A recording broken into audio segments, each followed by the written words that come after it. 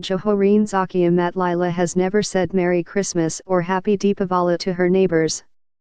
She will vote only for Muslims and applauds strict Islamic laws, such as cutting off the hands of thieves and caning fornicators.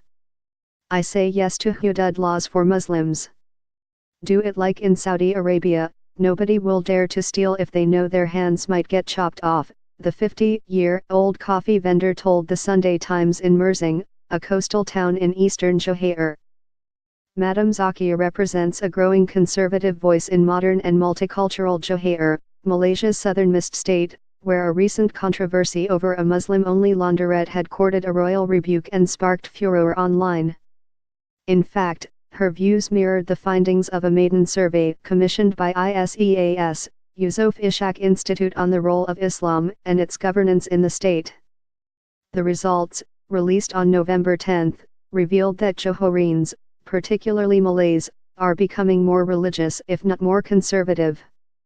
The Johor survey was commissioned as part of the Institute's study on social, economic and political trends in the state. The previous survey in 2013 did not examine religion but attitudes towards governance and economy, Iskandar, Malaysia and Singapore. Most Johoreen Malays prefer Muslims in key leadership positions. 3 in 4 are supportive of strict Islamic criminal laws called hudud that have punishments, such as stoning for adultery and amputations for theft, being implemented in the state. And slightly over half, or 57%, want those laws applied to all Malaysians regardless of religion. ISEAS fellow Nur Sharul Sat said such conservatism was previously associated only with Malays living in the rural Malay belt states of Kelantan, Terengganu and Kedah. Johor is more developed economically and more urban than the other states, so we would expect them, the residents, to be more modern and to think of Islam as a more progressive religion, he told the Sunday Times. The Johor case confirms the findings that there is rising Islamic revivalist thinking in contemporary Malaysia today.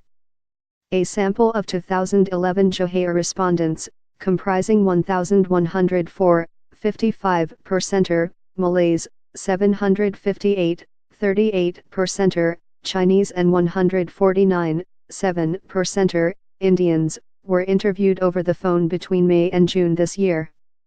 The survey, commissioned by ISEAS, Yusof Ishak Institute, polled them on their views on the role of Islam on governance and on the Johor Sultan. Here are the key findings. 94% of Malays agree that the Johor Sultan is a good guardian of Islam in the state. But they may not necessarily agree with the ruler's views on Arabization, and the federal religious bureaucracy Jakim, and Islamization. 84% of the Malays feel that Muslims should occupy a majority of state government seats. 90% of Malays agree that increased Islamic religiosity is a positive development in Malaysia. In contrast, 79% and 68% of Chinese and Indian respondents, respectively, disagree with the statement.